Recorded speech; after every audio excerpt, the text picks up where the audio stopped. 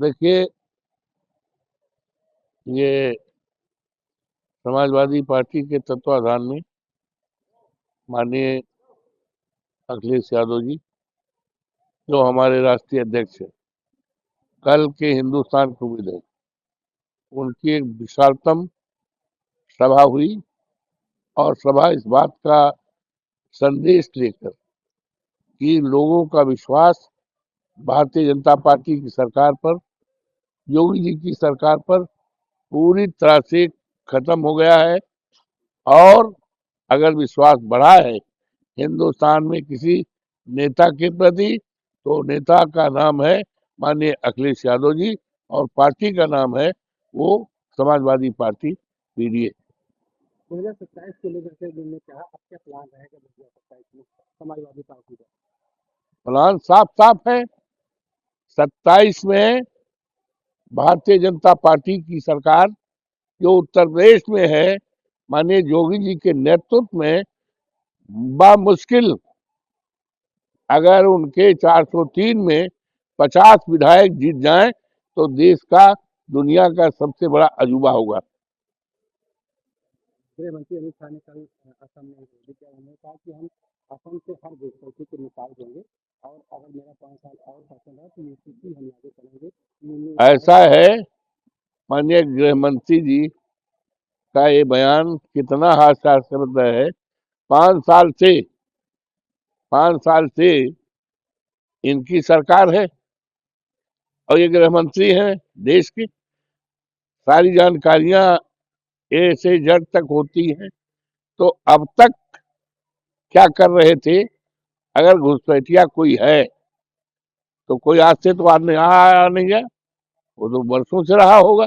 और 5 साल से इनकी सरकार है, तो क्या सरकार सो रही थी क्या? क्या अब नींद खुली जब इनकी जवाई का बेला आ गया है, विदाई का समय आएगा तब?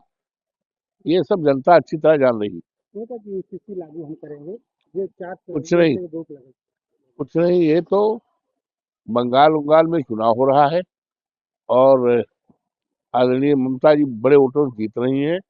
यही का सब इधर उधर बात कर रहे हैं। राज्यसभा चुनाव जीतने के बाद आज नीतीश कुमार विधान परिषद सदस्य इस्तीफा देंगे जिसको लेकर के तेजस्वी यादव ने सरकार को ऐसा है,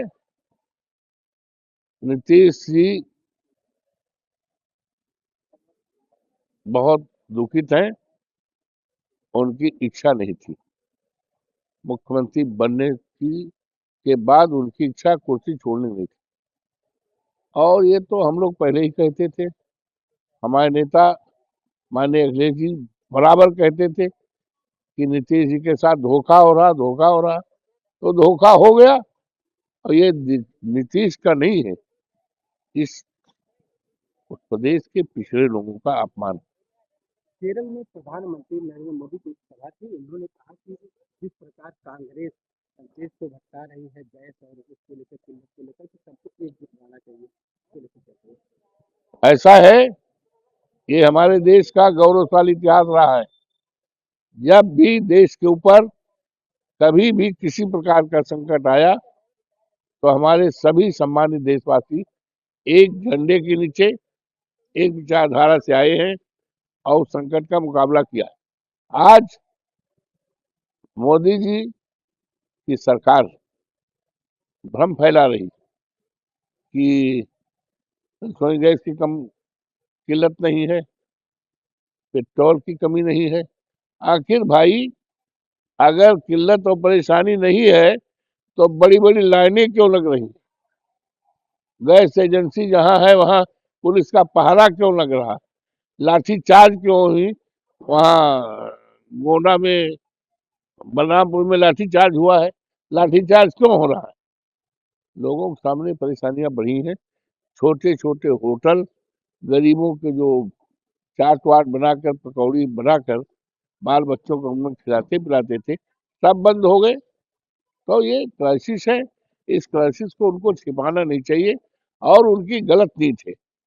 उन्होंने अमेरिका के सामने जो अपना आत्मसमर्पण किया, हमारे देश की जो विदेश नीति बिल्कुल फेल हो है और वो विदेश नीति पर कब्जा हो गया है अमेरिका का, ट्रंप का, जब से ट्रंप के कहने सुनने पा रहे हैं, जब से ट्रंप का हमारे देश पे हस्तक्षेप हो रहा है, तब से हमारे देश में परेशानियां दुश्वारियां बढ़ रही, महंगाई बढ़ रही, परेशानी बढ़ रही।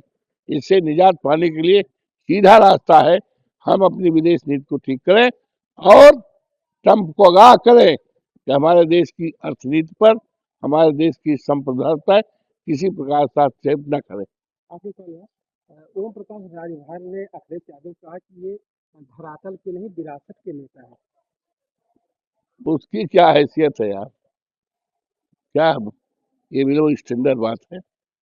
उनकी हैसियत है ओम प्रकाश की राजभर की, उनका जहाँ वही नहीं उसकी कीमत है, उसमें हमें कोई बात नहीं।